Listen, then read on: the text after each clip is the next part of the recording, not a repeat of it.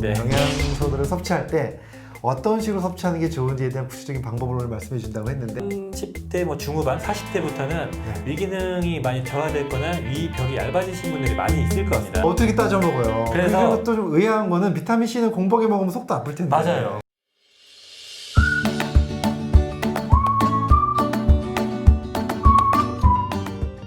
전문가들의 올바른 제안, 닥터 제안의 이동환 고약사입니다. 반갑습니다. 반갑습니다. 네. 야, 지난 시간에 이어서 지난번에 제가 말미에 좀 예고를 해드렸어요. 네. 영양소들을 섭취할 때 어떤 식으로 섭취하는 게 좋은지에 대한 구체적인 방법을 오늘 말씀해 주신다고 했는데 맞습니다. 많은 분들이 도움이 되실 것 같은 시간입니다. 네. 시작하기 전에 우리 다 같이 하는 화이팅 먼저 외치고 시작해야죠. 네. 자, 화이팅 먼저 외치고 시작하겠습니다. 하나, 둘, 셋. 화이팅! 자, 일단은 영양제 섭취 시점 그리고 흡수율 차이가 얼마나 나는지 언제 먹는 게 더 좋은 건지 이런 거 좀 설명을 먼저 해주시죠. 네.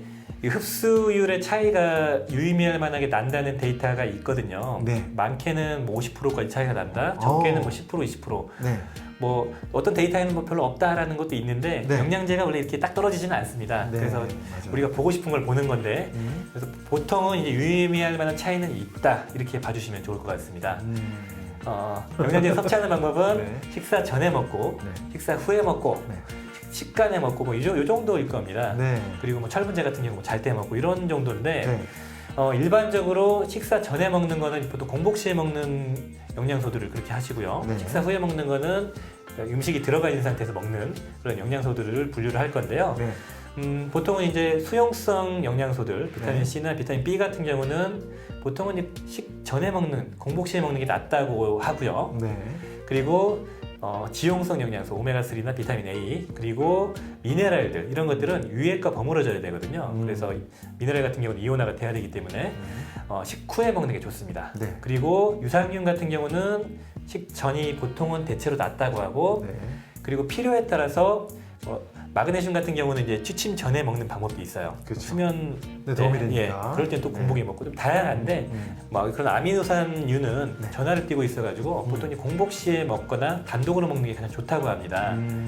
쟤들끼리 붙거나 이제 그러거든요. 그리고 미네랄들도 이게 뭐 아연 따로, 마그네슘 따로 이게 서로 이렇게 상호작용이 있기 때문에 따로 먹는 게 좋다고 해요.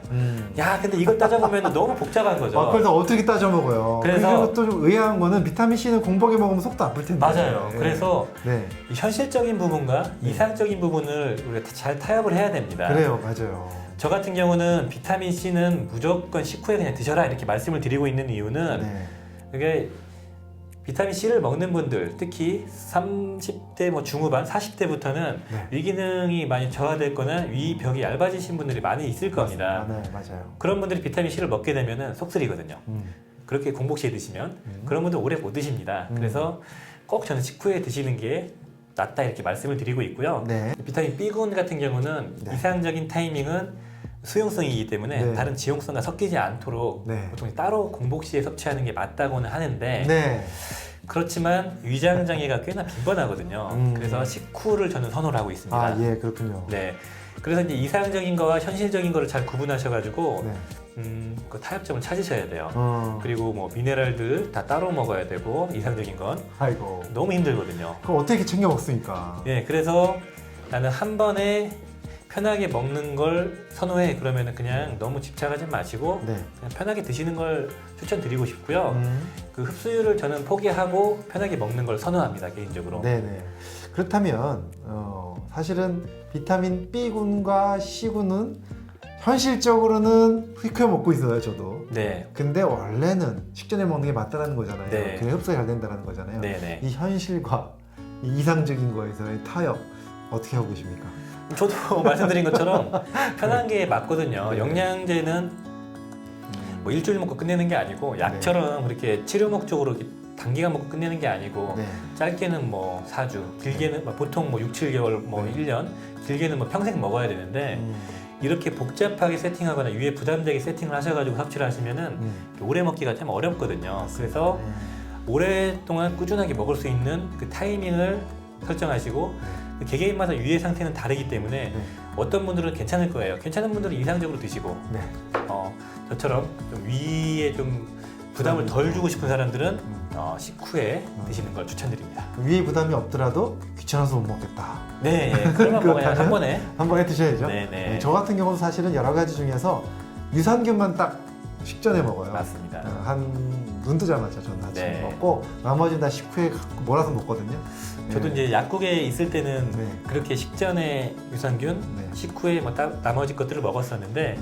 이 외부 활동이 좀 많아지니까 네. 그냥 유산균 한 번에 찝어가지고 음. 한 6알 정도를 한 포에 넣고 한 번에 먹거든요. 그 유튜브 셀럽이 되시고 나서 그러니까 약국보다는 외부 활동이 많아지셨다고. 네. 네, 역시 셀럽은 바쁘신 것 같아요. 감사합니다. 감사한 거죠?